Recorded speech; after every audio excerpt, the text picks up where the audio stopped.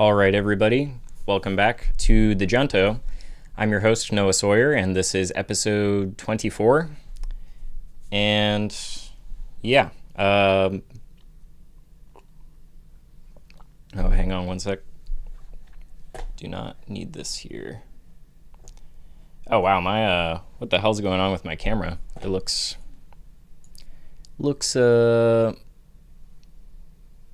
does this look horrible to you guys as well? Or is this something weird with my monitor situation? I will, if anyone in the chat could let me know if this looks better or worse than usual, let me know. But yeah, because I don't normally monitor it in a browser window on my computer, and there's a chance maybe it's just acting weird on, I don't know, it looks a little less messed up now. I'm getting a new camera tomorrow, so by Monday, low frames, yeah. Hang on one sec.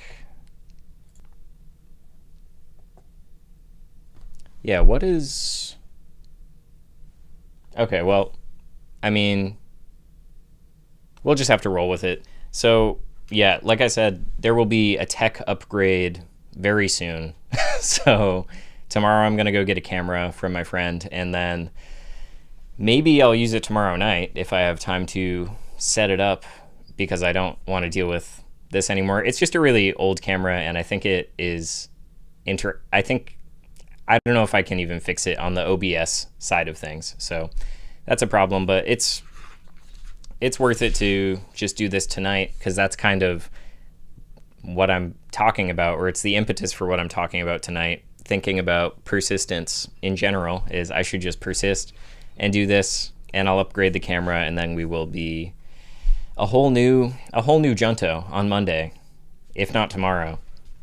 So yeah, I started thinking about, I've been thinking about this for a while, where I'm trying to get into a rhythm in our, hang on a sec, sorry. Yeah, I just have to close that. So yeah,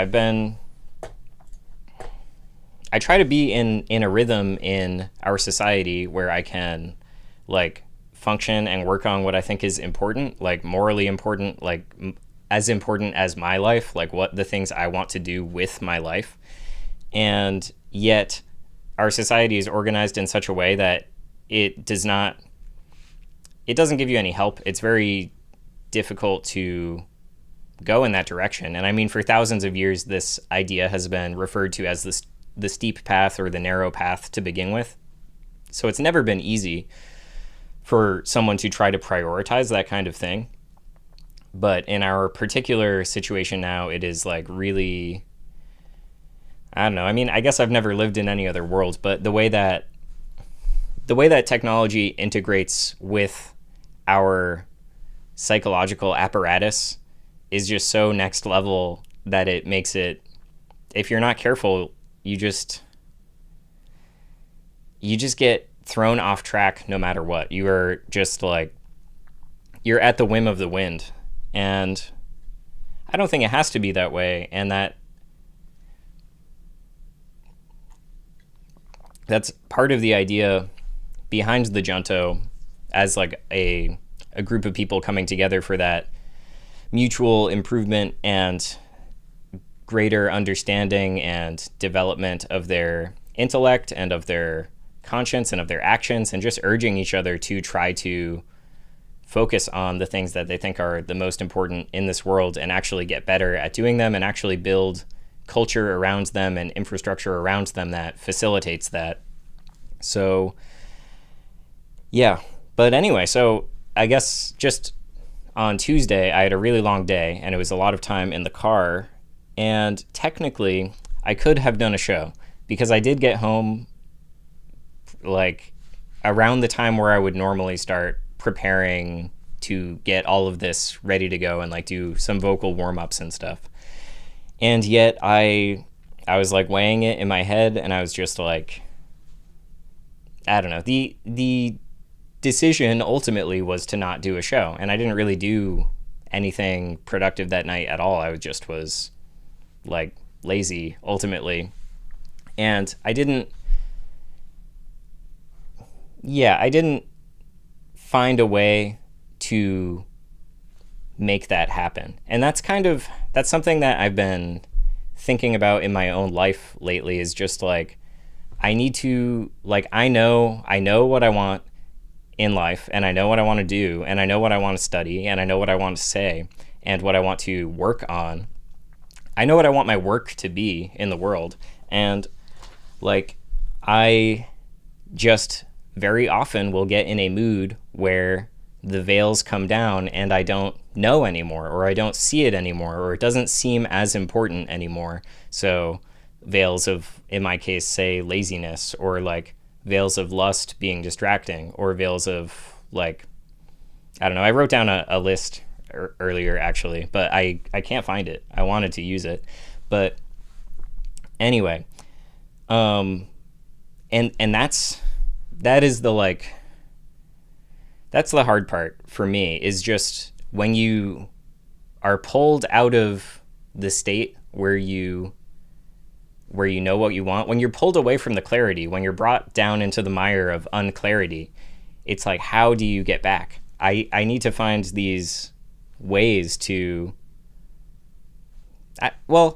it's not about finding a way. It's sort of about developing like a habitual practice. Like, it's not something that you can really do all at once. It's something that you have to work on and exercise and practice, and ultimately you're also going to fail over and over. So I've been thinking about this because, well, for various reasons. I mean, I'm still really new to doing this show, so I'm thinking about how to make it good. And like, the other reason is,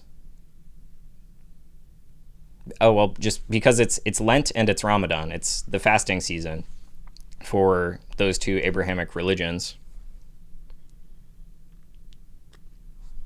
And I observed Ramadan the past 2 or 3 years, not as a Muslim, but just as a spiritual practice, as someone who believes in God and sees the value in fasting from things, whether it's food or phones or idle chatter or, certain thoughts or anger, whatever it may be.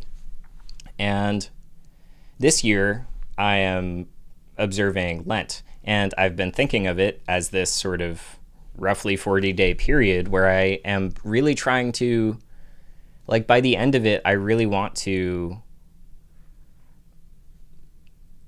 well, here's not what I'm expecting to do. It's not like I want to or expect to become a saint in any sense at that point, but there is a, like, I just want to, I want some element of the process to be over with. I want the light to shine down, and for it to be clear what my weaknesses are and my issues are, and what I do want to work on in this fasting season. Like, I would like for that to be clear, so that, I mean, in my particular case, it is things like working on the show. Like, that, this show brings together so many of my interests. It brings together my social world and my interaction with the social world beyond the people I know, like my social conscious and unconscious, like, just, there's that whole realm. And then it also relates to my ability to communicate. It relates to my development of my own knowledge and intellect. And it also relates to this sense of wanting to be, needing to, like, regulate, needing to become a good teacher, basically, because, like, you can't, it requires being humble in a way that is, it's a constant balancing act, because there are things I feel like I can authoritatively speak on, but I also don't want to alienate people through that authority, or I don't think you would alienate people through that authority necessarily. And I think that is, like, the quality of good leadership, is to be able to do that sort of thing and not push people away. But if you do, like, start slipping, or, like, I don't know, I talk about lots of the social ills in our society, and it's like, I don't, I often say this, like, I don't hate those people, but it is a problem. And it would be very easy to slip into, like, berating the people who are produced by, like, the cultural infrastructure of the United States. And, or at least some of the people, not all of the people. That would be, you would really have to have some hate in your heart to do that. But some people, are evil here. And beyond that, all of us are playing a role in something evil here. And that's the real gray zone where you have to be careful, which is ultimately, like, yes, we are all in a certain sense complicit in the war in Iran, and we actually do have things that we are capable of doing in our lives that can realign the cultures that we interact with goodness, basically, with like a moral backbone. Like, ultimately, there's a lot of nihilism where it's like, or just helplessness, like a learned helplessness where people just think they can't do anything. And people also think really lowly of themselves. They think that not only can they not do anything to solve the ills of the world in their mind, but they also maybe can't even accomplish their own minor personal goals. Like, maybe they get put down every step of the way, and you just learn to think that you are nothing, or to think that you have no unique and special capabilities in your world, even in your most minor sense of the world, like at your job or your home, in your home. Like, anyway, so, like,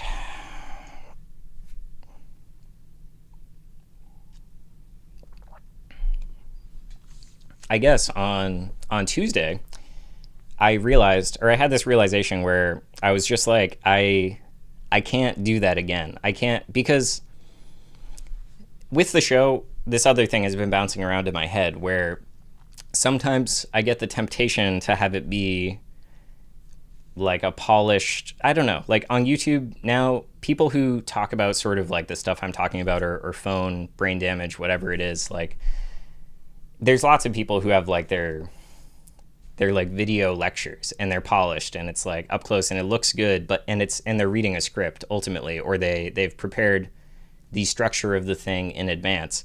And when I have gotten some attention on these videos from people that I don't know already, and there's been a lot of positive response to those videos, I tend to think like, oh, well, I should try to follow up on that. Or like, those tend to be videos where I really know what I'm going to talk about going in.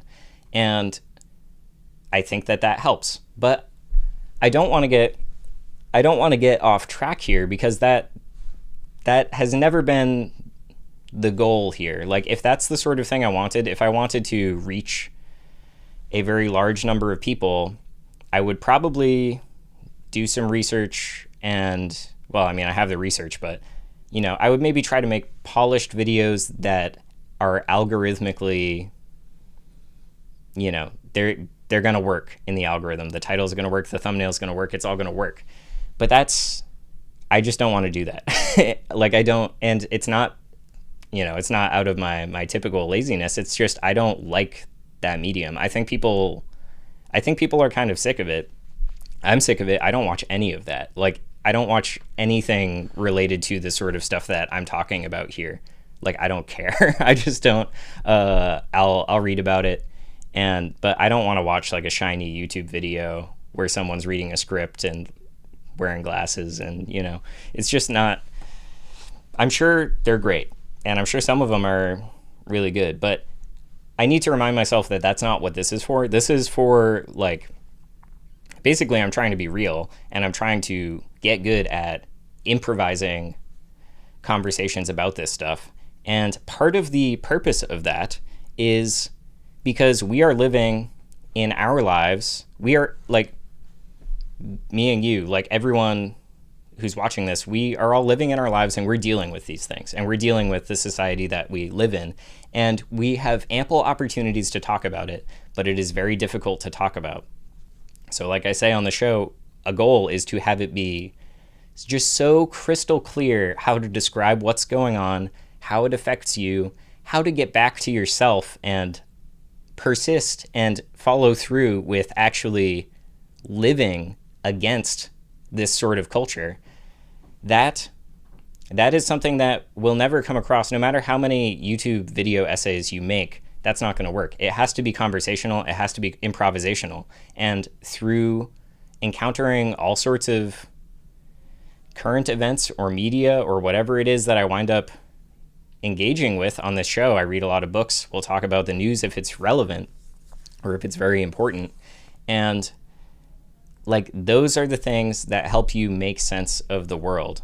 Otherwise, it's just kind of abstract. It's a little distant. It might make things click for you, but the fact that this is going to be this is a long-term project where through all these vicissitudes of whatever's going on in the times, we are going to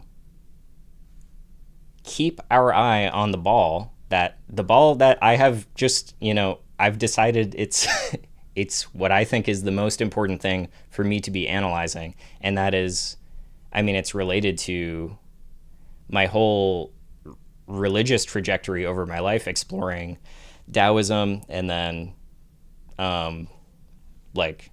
Sufism, and then now I have landed on Catholicism. And there's something I will read from the Catechism at the end here that I think is interesting and related to this. But anyway, sorry, that was a little bit of a tangent. But basically,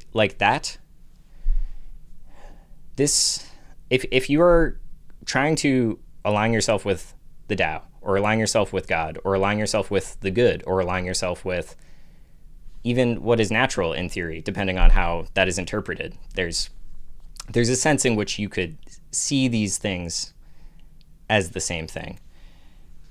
But I don't want to be mistaken for, I think it would be called perennialism, where the belief that all religions are ultimately getting at the same one core truth. I don't believe that. I do think there are significant differences. However, ultimately we are all humans, and we're all having the human experience. And I believe that there are laws written on our heart. And the significance of a law being written on the heart is that you can't codify it. You can't put it into language. It's just there with you, beating all through your life. And it's there with you, and it is helping you consider what's right or wrong in any situation. And you can develop your sensitivity for hearing it, for feeling it. But ultimately, it is there. And I think sometimes people get lost in the morality debates where they think morality is this thing that you can elucidate on paper. And that is a symptom of this sort of general abstract and statistical thinking that really permeates our society and goes back actually a very long time. That is a lot of what you see in the New Testament as being an issue with the scribes and trying to catch Jesus in loopholes where it's okay, well, this I don't have a good example off the top of my head, but it's sort of here's the law, it's written down, and it's actually life gives you access to the law. So that's a little bit of a tangent, but it's just to say that despite the fact that religions are not equal, human beings are equal. We are having the same human experience, which is that we are here on earth and we are alive. And so you can access truth through that. And so a lot of things show up in various religions that are different interpretations of the truth of the lived human experience. Anyways, I hope this tea is drinkable now.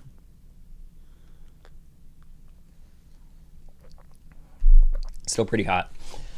So anyway, yeah, so the idea here is I want to I want to keep my eye on the ball and grow as a person and learn more and more and interact with other people and make sense of all of this together, both people I know in my real life and people I know through the internet, or people I don't know through the internet who know me through the internet.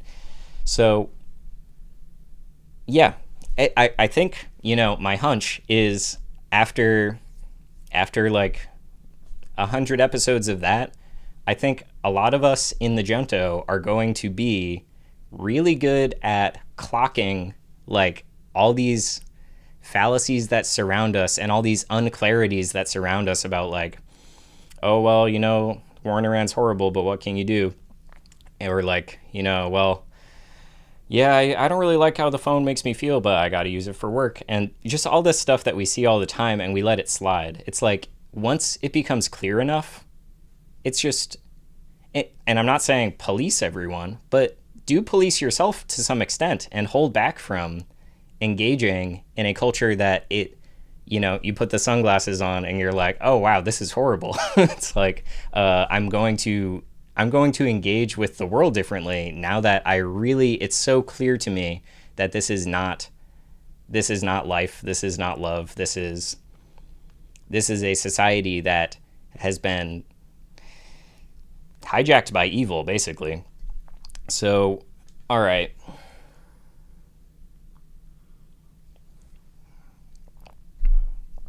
So, yeah, that's it. And part of what gets me pulled off track sometimes is like, oh, well, I don't have a really clear idea for this show. And it's like, when I started off, I remember it like first or second stream probably, I was like, well, and I came out and I wanted to do it 4 days a week. And I did for a while until this Blizzard situation. And I was like, even if I just go live for 20 minutes and I read one thing that inspires me or invigorates me and brings me back to life a little bit, it wakes me up a little bit, shouldn't that be worth it? And I think it is. And I think, having a couple, like increasingly as time goes on, I think I am getting better at this. And so, that sort of makes me want to pull away and be like, no, let's do quality over quantity. And I think that's the wrong attitude. I think I just have to push through and just keep going. So anyway, so that was kind of the idea today. There were a couple things I read. One thing I read yesterday, one thing I read a week ago. Well, I didn't read these whole books. I was just reading sections of these books. And another thing I read I don't know, I just jumped to random pages in the Catechism and it's all pretty interesting. So I'll just like read random sections. But anyway, so there's something I would like to read here.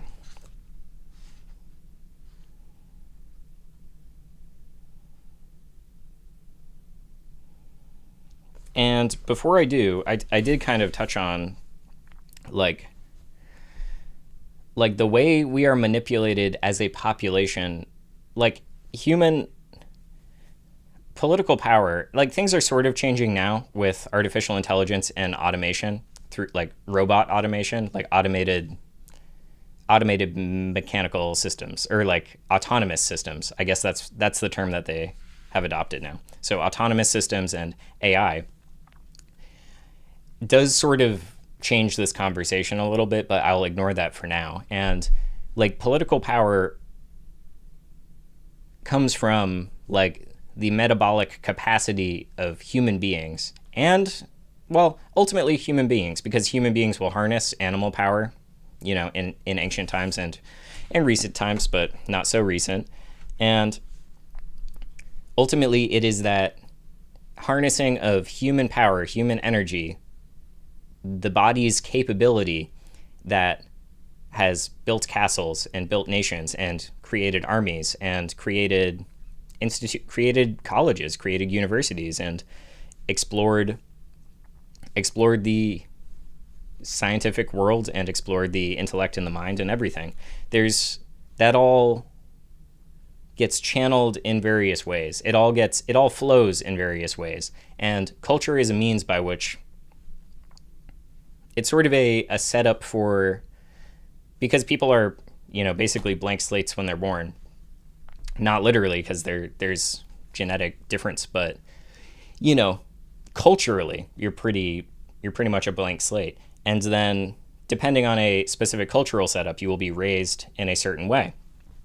And in our specific society, I think we are really highly manipulated by abstraction from the time that we are born until the time that we die, both of which tend to happen in hospitals now.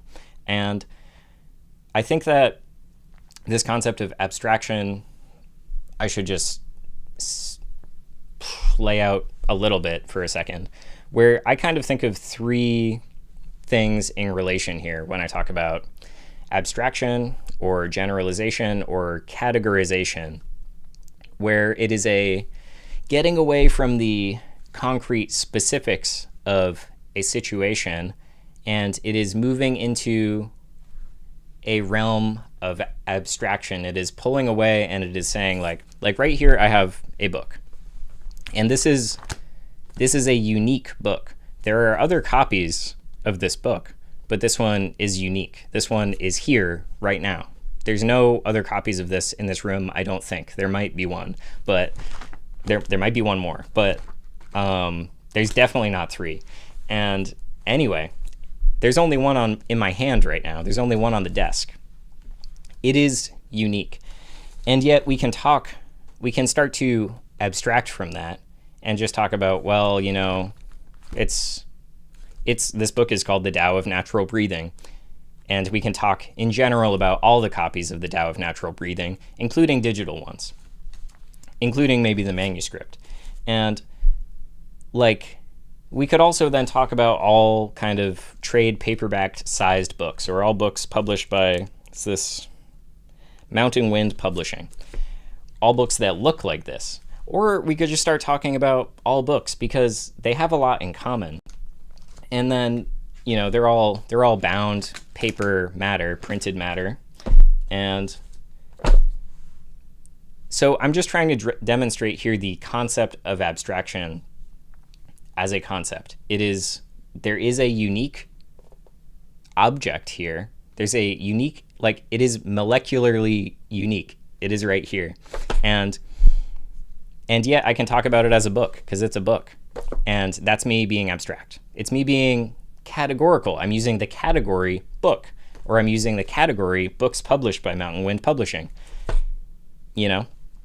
So what's the other one I use? Generalization. So you get away from the singular and you come across to the general. It's like, well, this book in general has, about 200 pages, because that's what is, the Tao of Natural Breathing has about 200 pages. Let's just say 200 pages. If I rip 2 pages out of this, then this one, well, actually, this does not matter, but it is sort of a funny distinction where it's like, well, each page is on a leaf. So I think you would tear a leaf out of this, and in fact, you'd be pulling out 2 pages per leaf. So just some nerd stuff. But anyway, we can talk about the book in general, but I have a specific one. I have a singular one, and it might be ripped in half. It might be missing the last chapter. It might have just gotten bent and broken off at some point. And that will never really be practical information. I could be talking to a friend about the book or something, and it would be, I'd have to be really pedantic to start being like, well, this one actually doesn't have 200 pages. This one actually has, it's like, it never will matter in that way. But I'm just illustrating the concept of getting away from the world, getting away from the specific, concrete, singular, unique world that we live in.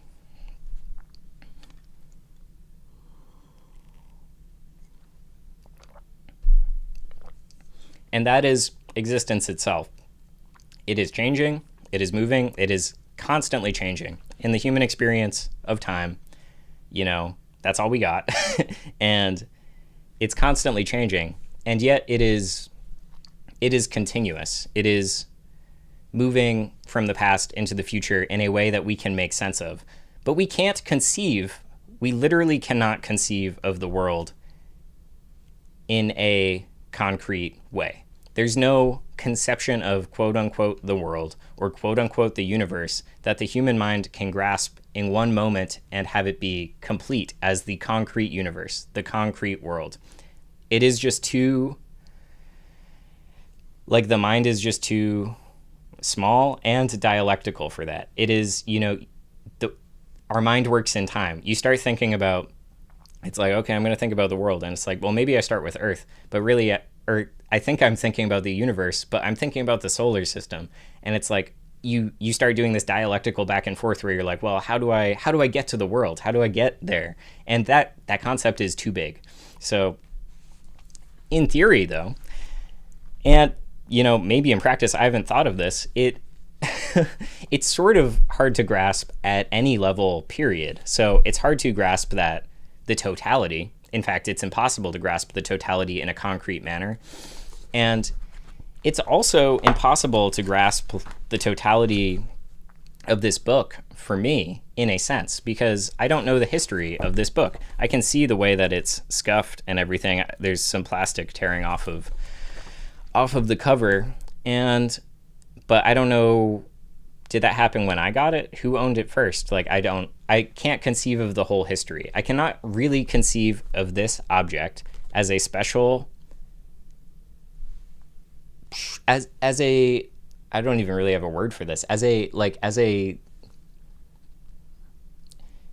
space-time object. I can't conceive of its whole history or really, but I can if I start abstracting. If I start abstracting, then everything gets a little bit easier, where it's like, okay, well, I know how they pulp paper. I could look up where they pulped the paper if I really wanted to, but I don't. And, I could look up various things about how this book came to be. So now I'm just pointing out a spectrum of this. Sorry, this is not what the stream was going to be about, but it is what it is. And I will get to the point that I intended from the start, but I think it's important to develop some sense of when am I being abstract? When am I getting away from the concrete reality or something? Or Fox News watchers will be like, wow, I can't believe Muslims are like this and that. And it's like, well, that is very abstract. That is a generalization. And it's using a category, Muslim, that doesn't even really mean anything at least in the way that person may be using it. That is a broad category. There are a lot of different types of Muslims, and fundamentally what unites them is believing that the Prophet Muhammad spoke the words of God, and as I understand it. But within that you have all this factionalism, and different people believe different things, and different tribes and nations and families, as they descend through history, maintain some of those beliefs or change some of those beliefs. Anyway, I guess I'll do, I knew I would do a whole stream on this at some point, on this concept of abstraction, categorization, generalization, because I think it is extremely important to get a grasp on. I think it is really dangerous to not understand in our current society, because our current society, as we know, highly mediatized. Our understanding of things comes through media. The people that we learn things through learned a lot of things through media. There's this huge feedback loop of things that have prepared us to understand the world in a certain way. And in fact, in the 21st century in the United States, we are very distant from living life firsthand at all. We are mostly existing in environments that are the work of men's hands. They have been created and in that sense are mediated. It's not an engagement with the natural world. And also, think about, some people still farm, but most people are unfamiliar with modern farming looks like. You at best will see it on a screen. I mean, at best you can have friends or you could be a farmer, but many people are abstracted from the very production of their own food. And this goes for just, it's like it's like every facet of life is taken, and it is abstracted by the time you get to it. Very little is left to an authentic engagement with the world itself on its own terms. So there is so much interference in between that presents abstraction. And that's just so clear when you talk about things like the news, because who, of all the people chattering about the Iran situation, or just people who follow the news cycle, like that's a specific type of person. It's like, I don't know. Some of them are fine, but most of them, it's like, do you know that you have no idea what you're talking about? Do you know that you're just like, why are you talking to me about this? Why are you talking to anyone about this? Why are you thinking this? Do you know? So it's a nightmare, but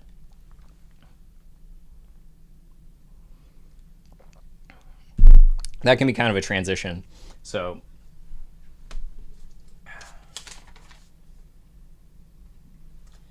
I'll transition because I said what a nightmare or something. And my friend for my birthday gave me a poem that she wrote for me about me, it is a poem for me and thus is about me. It's not like about in the sense of description, but anyway, the poem I'll just read because this was where I thought the stream was going to go. What a nightmare. So wake up, let the dawn happen, let the world move, let it keep on moving, let go trying to stop it.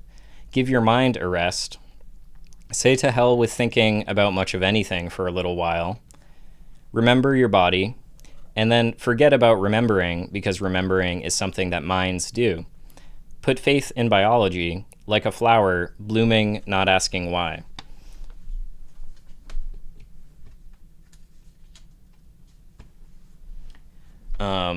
So that's what my friend wrote, and that is where I will steer the stream from here for a moment, because I was reading about breathing yesterday, and I just wanted to read the parts that I highlighted in here.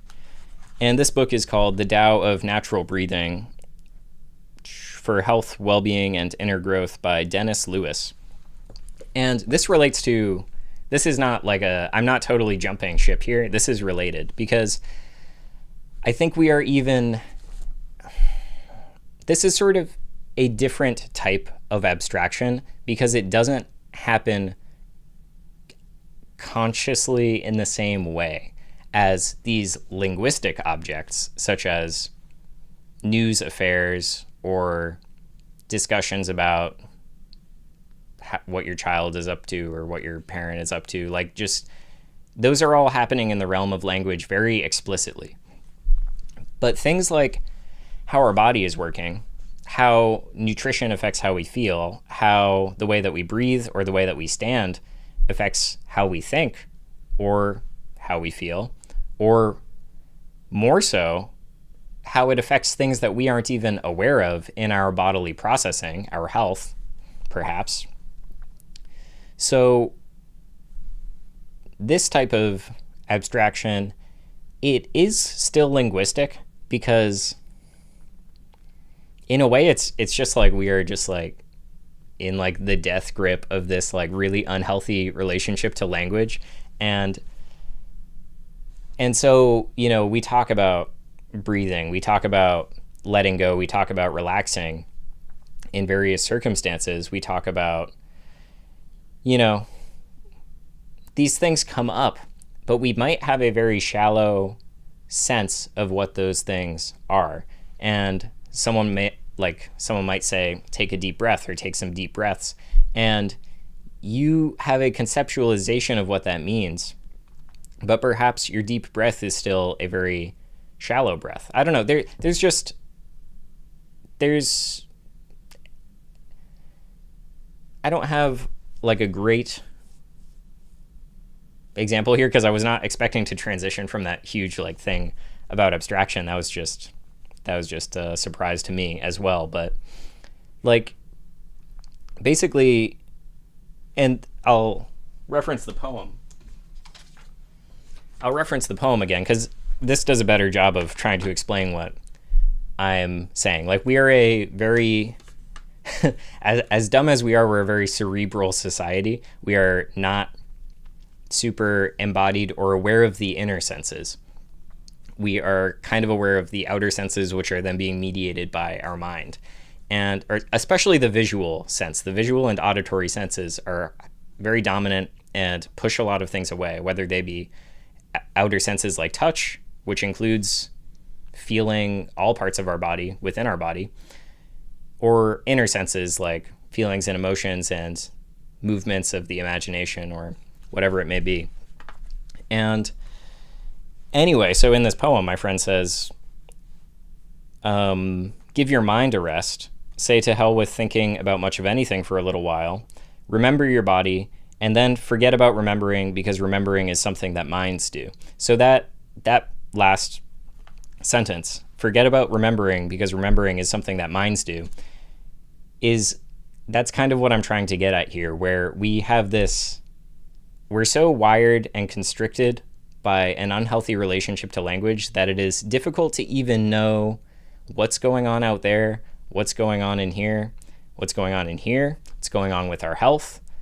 And this is all a way, this all relates to how we get so thrown off track over time as participants in the society. So anyway, I'll just read this little thing about breathing. Underrated activity, as someone says in the chat. It's true. Somehow it's true. So I will just skip around in here to the parts that I highlighted. So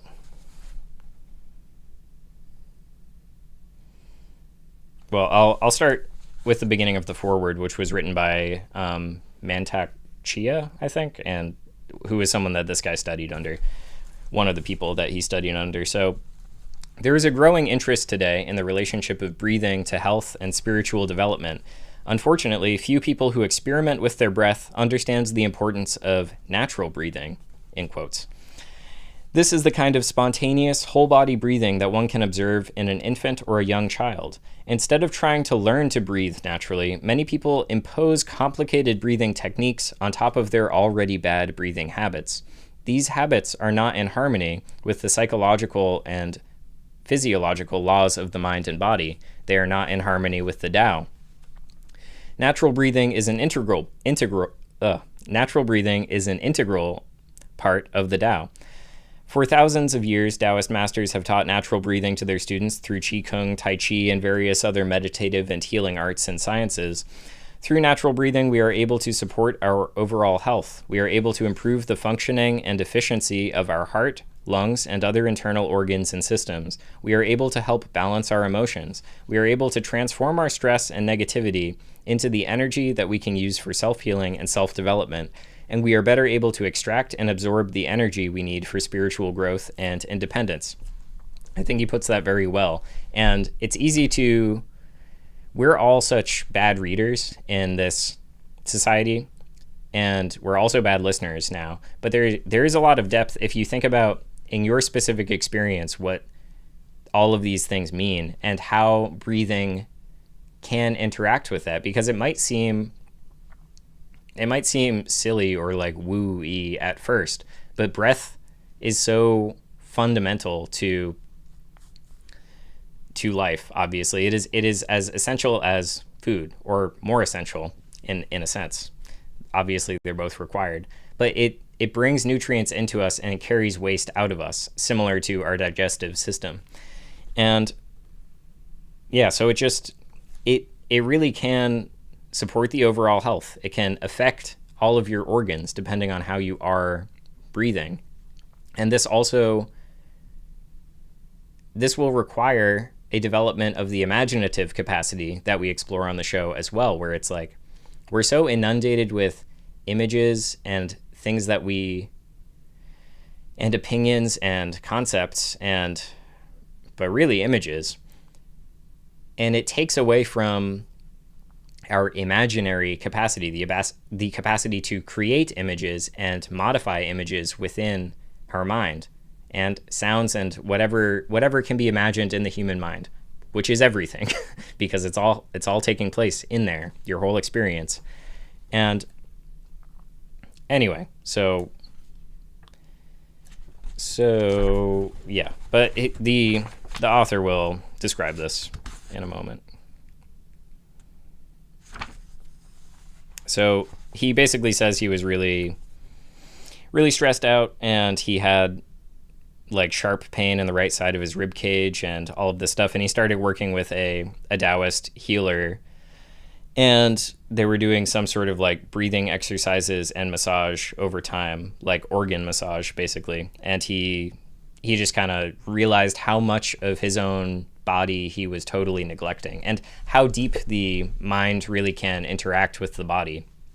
And this is something to never forget. It's really easy to get closed off. I think our society is very fast, it's very loud, especially if you live in a city, and it's easy to desensitize yourself to that.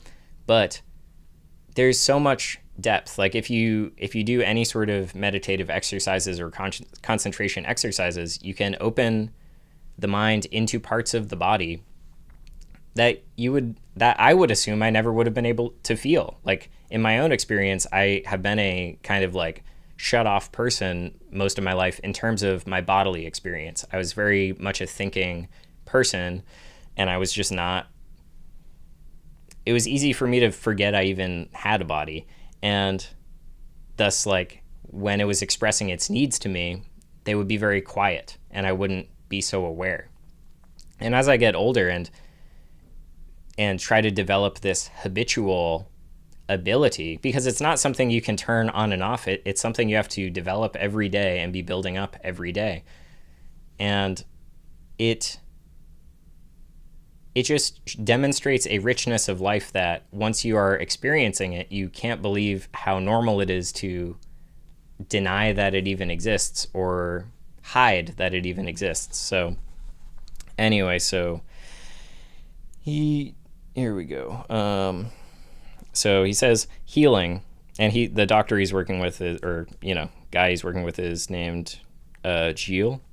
So healing, a word I had not pondered very deeply in my life, but as Gilles began to work more intensively with me, and as it became increasingly clear that the healing process depended in large part on my own inner awareness, I began to understand why the expressions to heal and to make whole have the same roots.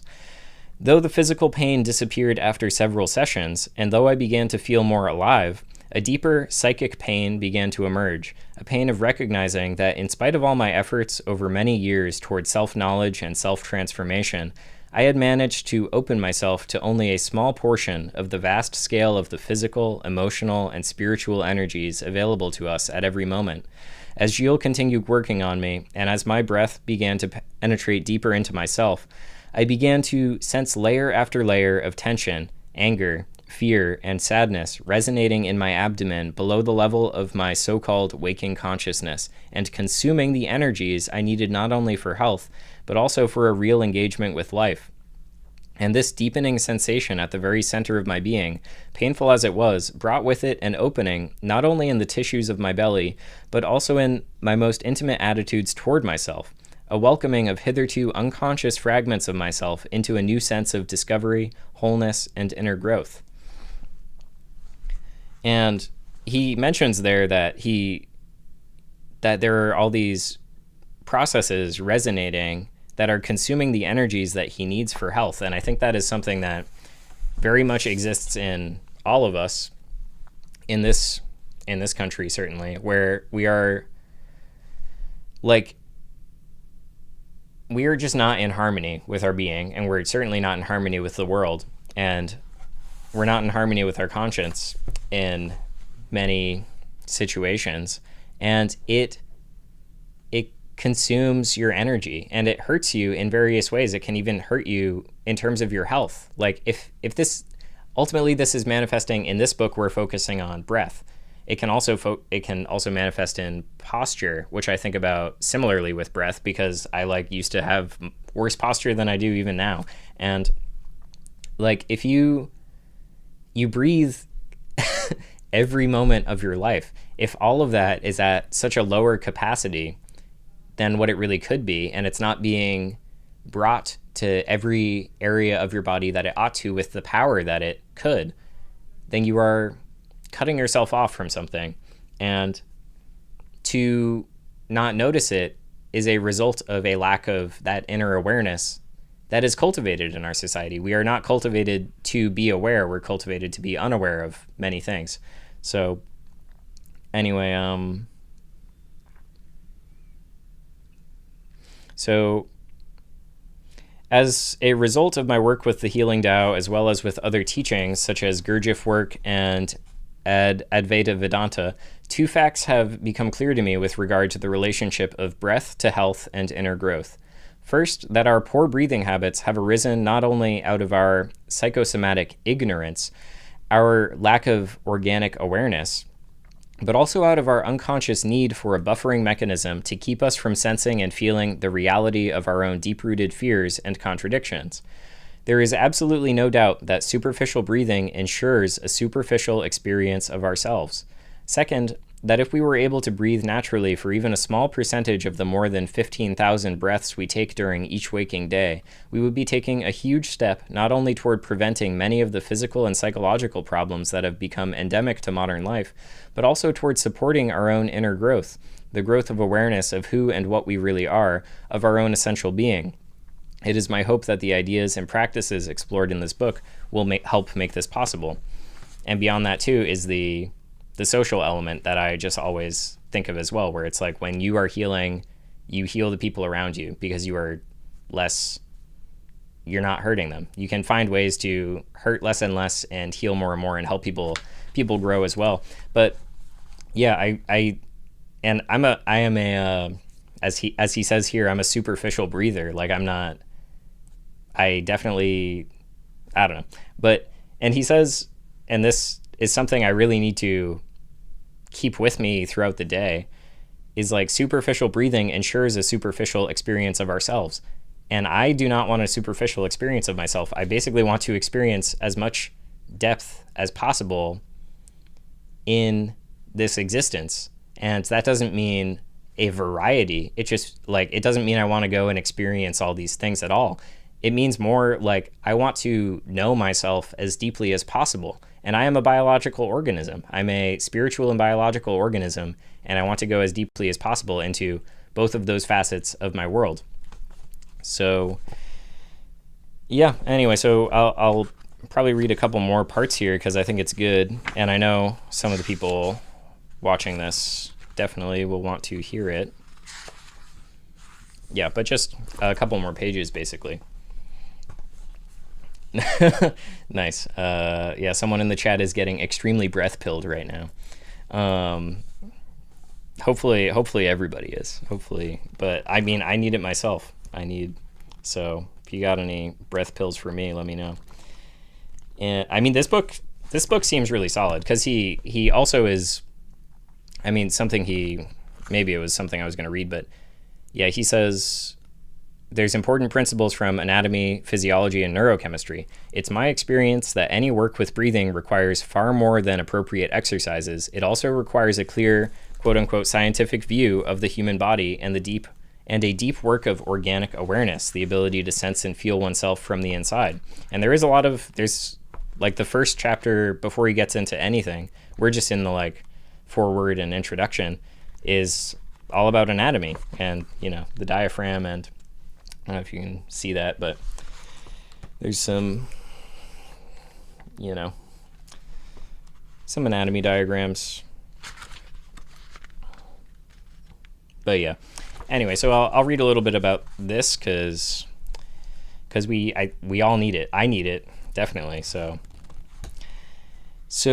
yeah, this introduction is called A Miracle and a Warning. I don't know if I'll read the warning. I mean, maybe I'll read the whole thing since some people are interested, but anyway, the process of breathing of the fundamental movement of inspiration and expiration is one of the great miracles of existence.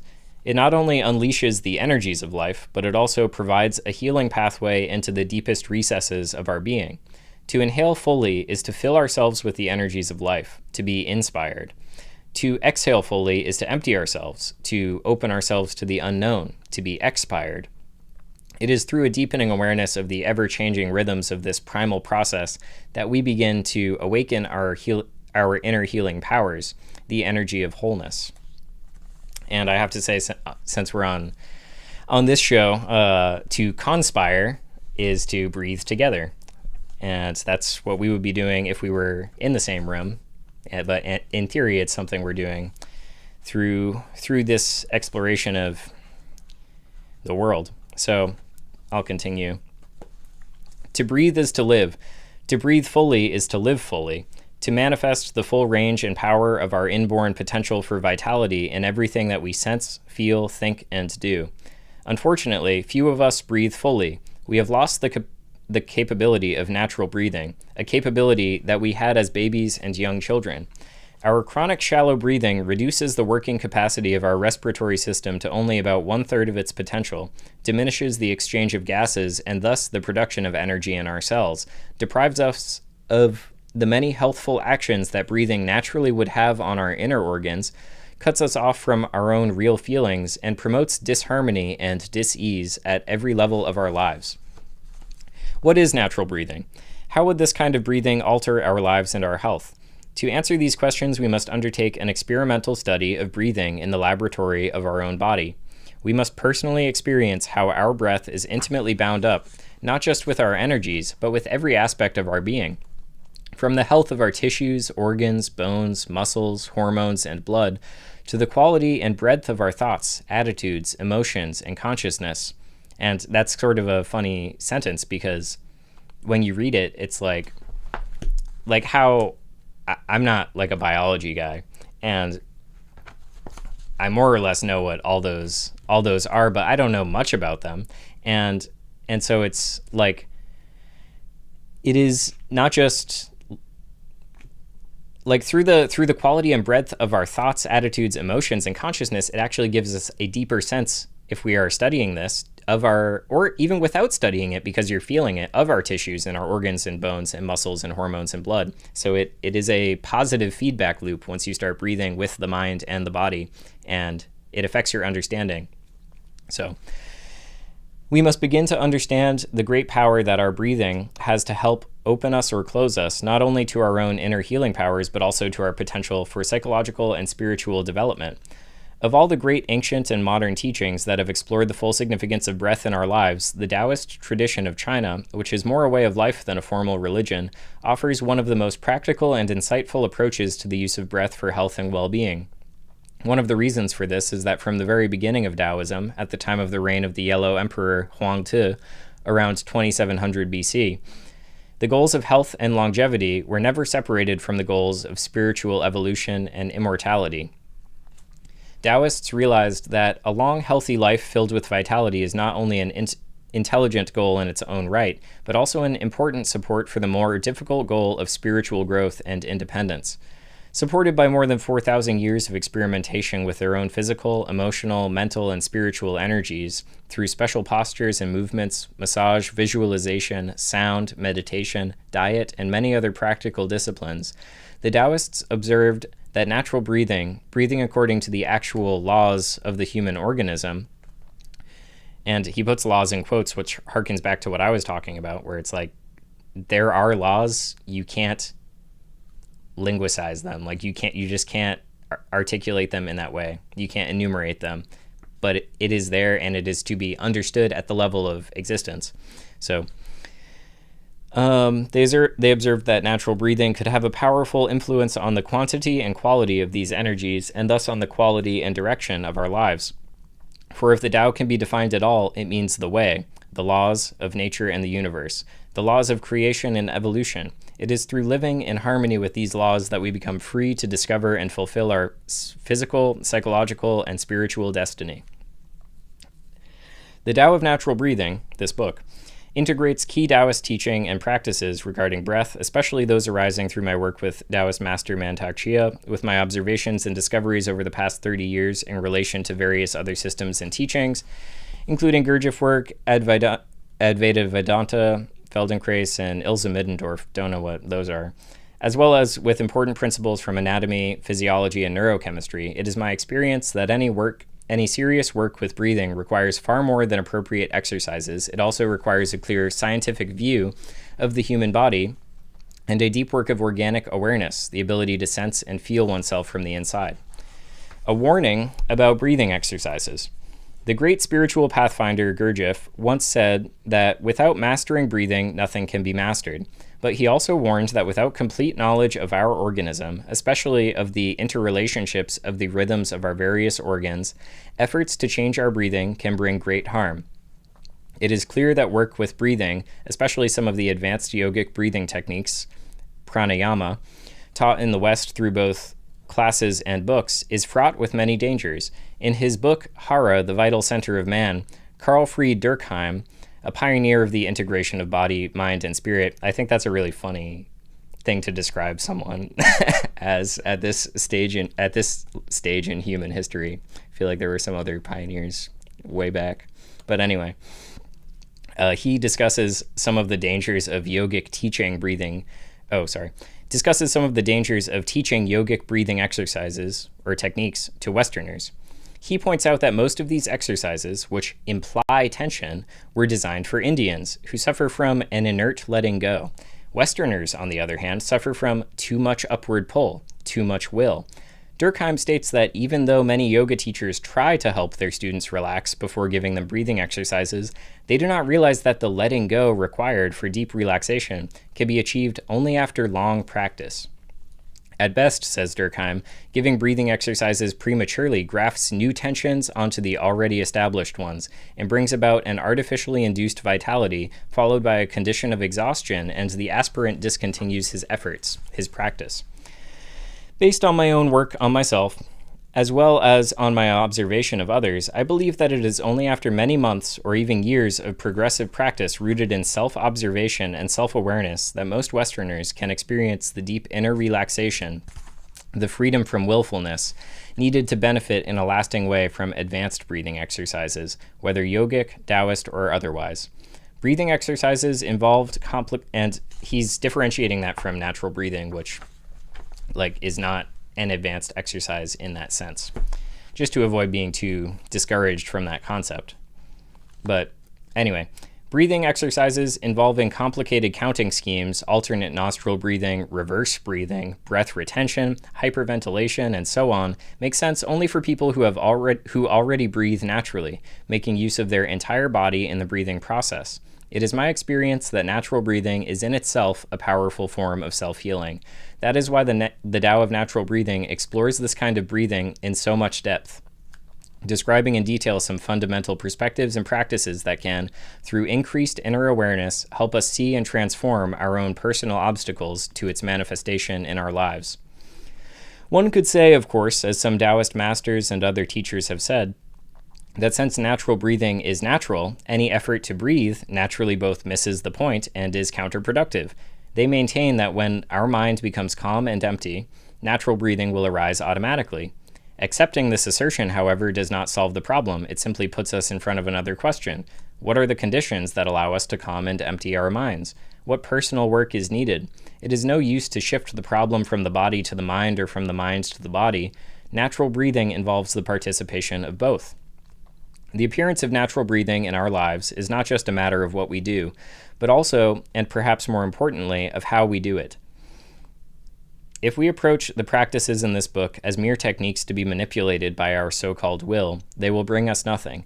If, however, we can approach them as natural vehicles to explore the physiological and psychological laws of our mind and body through direct impressions coming from an inner clarity of awareness, we may in fact begin to learn what it means to calm and empty our minds. No matter how we live or what we do or don't do, we are always doing something. We are always practicing something, if only mechanically repeating and further entrenching the narrow, often unhealthy habits of mind, body, and perception that shape our lives. To gain real benefit from the practices in this book, then, we must approach them as consciously as possible, taking care to understand their aim, feel their spirit, and sense their effect on our entire being. Oh yeah, the camera's gonna be fine. It'll be fine. At worst, it'll turn off, and then you'll know if it turns off. And I'll get a new one tomorrow, but I might not use it tomorrow. Depends if I have time to troubleshoot. Anyway, but that last little bit there is something that comes up a lot on the show, where it's like, no matter how we live or what we do or don't do, we are always doing something.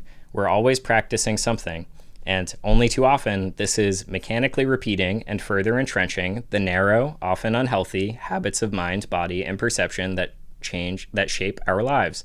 And that's like, think about phone addiction with respect to that.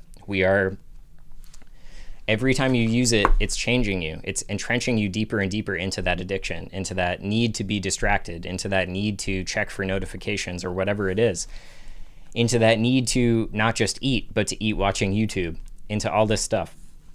So that is a broad purpose of the show as well, is like, we make so many decisions every day, and we need to be pulling ourselves away from those ones that are keeping us down in certain ways and are keeping us from really exploring the potential that we have and validating that potential through our actions.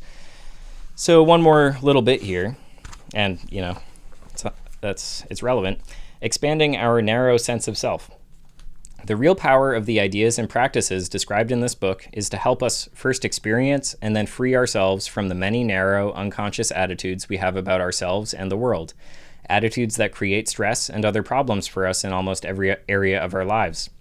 Never mind all the political issues that come downstream from being participants in a culture in this manner.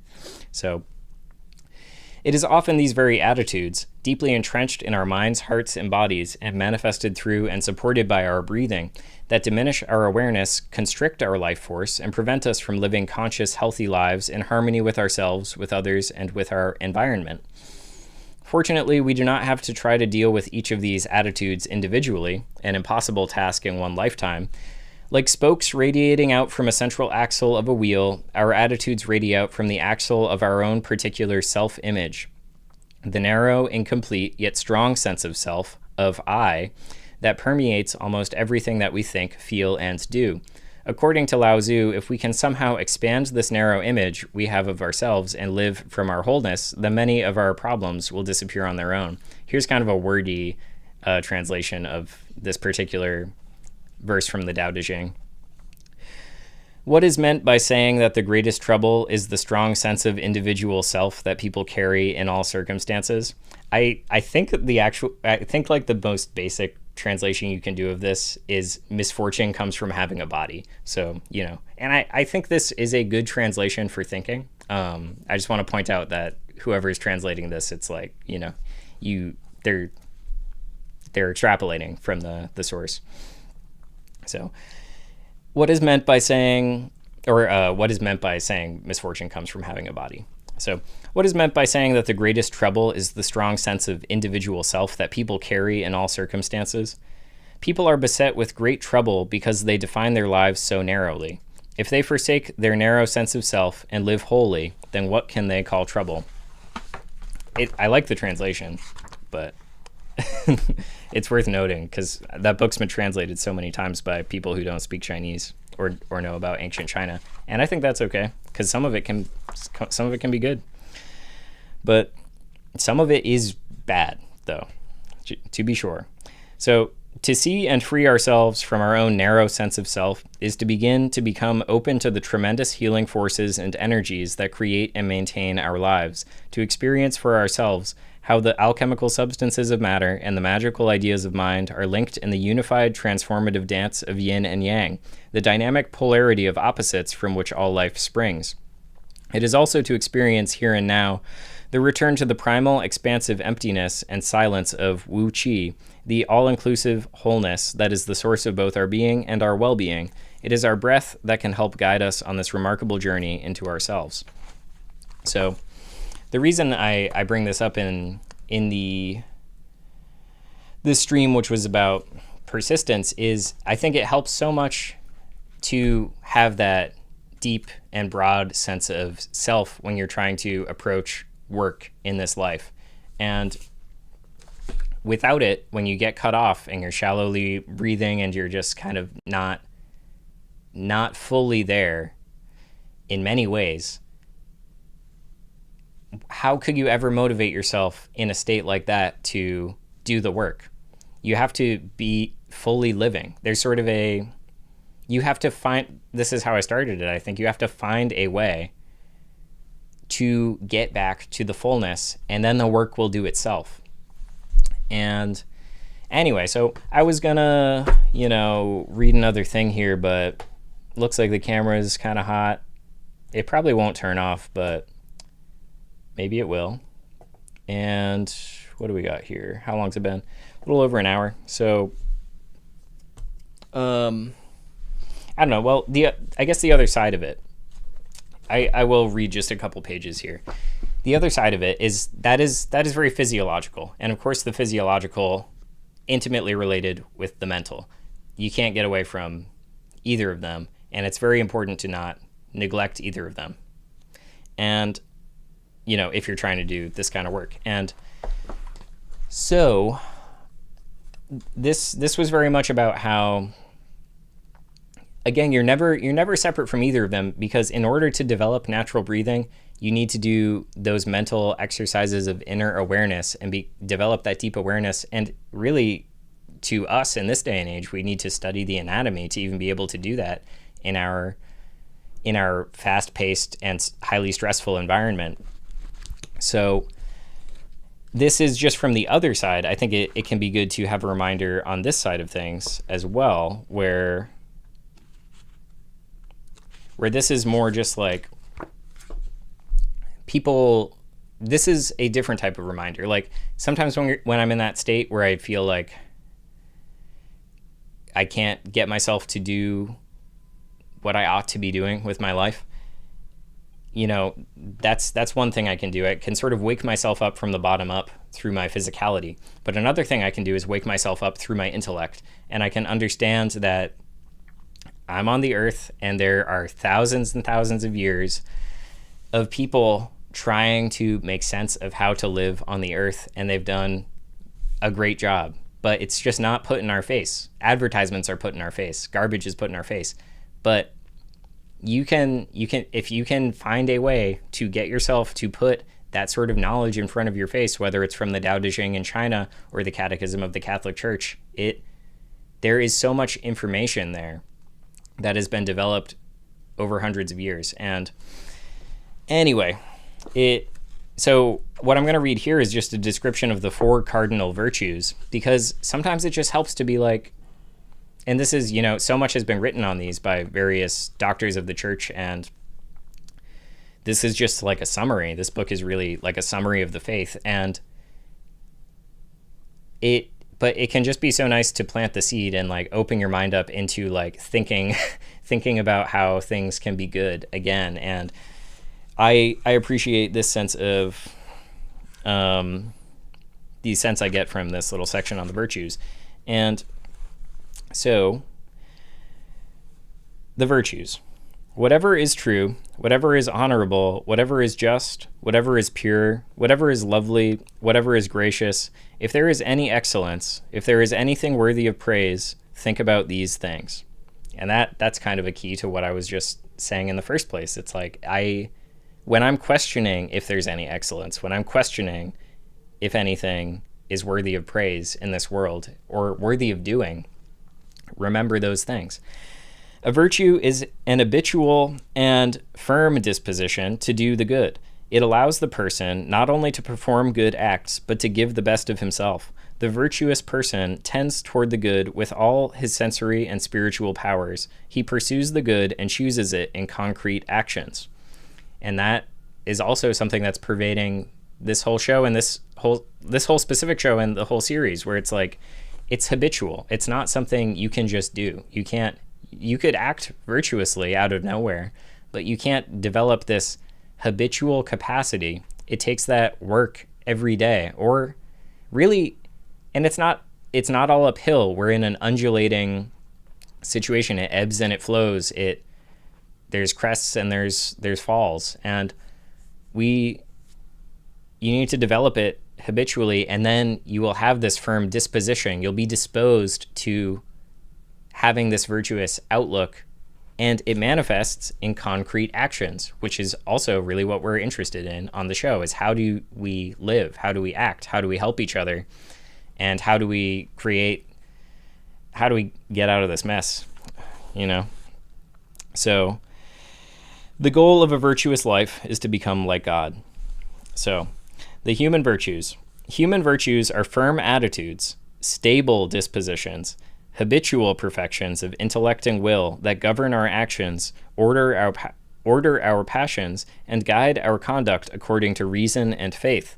They make possible ease, self-mastery, and joy in leading a morally good life. The virtuous man is he who freely practices the good. The moral virtues are acquired by human effort. They are the fruit and seed of morally good acts. They dispose all the powers of the human being for communion with divine love. So the cardinal virtues. 4 virtues play a pivotal role and accordingly are called cardinal. All the others are grouped around them. They are prudence, justice, fortitude, and temperance. If anyone loves righteousness, wisdom's labors are virtues, for she teaches temperance and prudence, justice, and courage. From the Book of Wisdom. These virtues are praised under other names in many passages of Scripture. So I'll just read the 4 definitions of the 4 cardinal virtues, and we can call it a day. Prudence is the virtue that disposes practical reason to discern our true good in every circumstance and to choose the right means of achieving it. The prudent man looks where he is going. Keep sane and sober for your prayers. Within these paragraphs, there are just a bunch of little excerpts as citations, basically, for scriptural reference. But it can read a little weird out loud when you don't know that it's a quotation. So, prudence is right reason in action, writes St. Thomas Aquinas, following Aristotle. It is not to be confused with timidity or fear, nor with duplicity or dissimulation. It is called origa virtutum, the charioteer of the virtues. It guides the other virtues by setting rule and measure. It is prudence that immediately guides the judgment of conscience. The prudent man determines and directs his conduct in accordance with this judgment. With the help of this virtue, we apply moral principles to particular cases without error and overcome doubts about the good to achieve and overcome doubts about the good to achieve and evil to avoid. Justice is the moral virtue that consists in the constant and firm will to give their due to God and neighbor. Justice toward God is called the virtue of religion. Justice toward men disposes one to respect the rights of each and to establish in human relationships the harmony that promotes equity with regard to persons and to the common good. The just man, often mentioned in the sacred scriptures, is distinguished by habitual right thinking and the uprightness of his conduct toward his neighbor. And there's that term habitual again. It really has to be built up over time until it is embedded in you. As much as you are habitually prone to check the phone or something, you can do the opposite there. So, all right. Fortitude is the moral virtue that ensures firmness in difficulties and constancy in the pursuit of the good. It strengthens the resolve to resist temptations and to overcome obstacles in the moral life. The virtue of fortitude enables one to conquer fear, even fear of death, and to face trials and persecutions. It disposes one even to renounce and sacrifice his life in defense of a just cause. The Lord is my strength and my song. In the world you have tribulation, but be of good cheer, I have overcome the world. And that note on constancy, it ensures firmness in difficulties and constancy in the pursuit of the good, reminds me of when we read the Buddha's last bequest, and it talks about attention and concentration and constancy and how to hone that until you are just completely,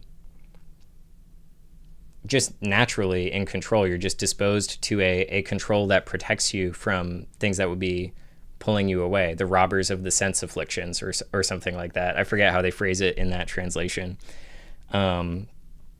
the afflictions of the senses. I don't know, they call them robbers. Anyway, temperance is the moral virtue that moderates the attraction of pleasures and provides balance in the use of created goods.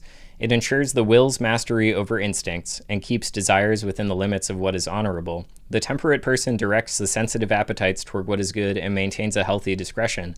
Do not follow your inclination and strength, walking according to the desires of your heart. Temperance is often praised in the Old Testament. Do not follow your base desires, but restrain your appetites. In the New Testament, it is called moderation or sobriety. We ought to live sober, upright, and godly lives in this world. And then there's a quote from St. Augustine. To live well is nothing other than to love God with all one's heart, with all one's soul, and with all one's efforts. From this it comes about that love is kept whole and uncorrupted through temperance. No misfortune can disturb it, and this is fortitude. It obeys only God, and this is justice, and is careful in discerning things so as to not be surprised by deceit or trickery, and this is prudence. So, yeah, I find things like that helpful as well. I used to read the Buddha's Last Bequest all the time. I used to try memorizing it and reciting parts of it in the morning because I would wake up and just want to go back to bed, and there's an exhortation on avoiding sleep in the Buddha's Last Bequest that I like.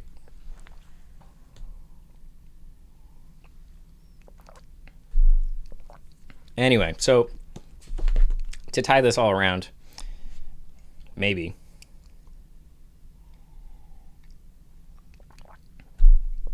I just want to share something that it relates to all of it. Like, ultimately, we need to break our habits. We have normalized behaviors in our society that are destroying us and like destroying our cognitive abilities. To check the phone every day, to have high screen time on a phone every day damages your brain, damages your relationship to images in the mind, to imagination or creative thinking. It really affects the linguistic capabilities of the mind as well, because there's so much spoken word and textual word that comes through the phone or the TV or the laptop screen. So we need to break those habits. And that can be really intimidating because it can feel like you have to do it all at once.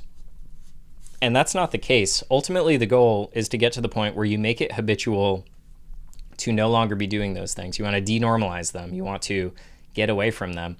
And something that the bishop here said at the rite of election a week or so ago stuck with me, because he was giving a homily on Lent, on the season of Lent, and talking about how, like, we're in a fight with these temptations that want to hurt us, that want us to be nothing, that want us to hurt other people, that want to take us away from what our potential really is to be good in the world.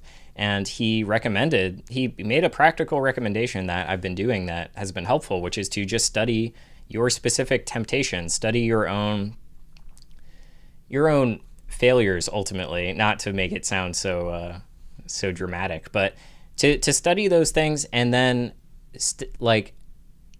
extrapolate from them or explore and discover what their opposite would be, so that when you are tempted to do those things, when you're tempted to go on the phone, you have a ready to hand just like opposite thing where it's like, well, the phone does this to me, this opposite action does something else, whether, I don't know, take a walk, exercise, call somebody, or I don't know, I guess, you just passive consumption versus an active positive activity. And ultimately in time, we're trying to get addicted to the good, as Henry says in the chat. It's like, let's do that. Let's make it habitual. Let's normalize the good for once in this society, and let's bring it back. And on that note, have a good night, and I'll be here tomorrow. I'm going to go get that camera. I hope this didn't look like shit. It looked really bad when I started it, or at least on my monitor. So hopefully it looks fine. Anyway, all right, appreciate all you guys, and subscribe, share the video, you know what to do, hit the bell. See you tomorrow. Have a good night.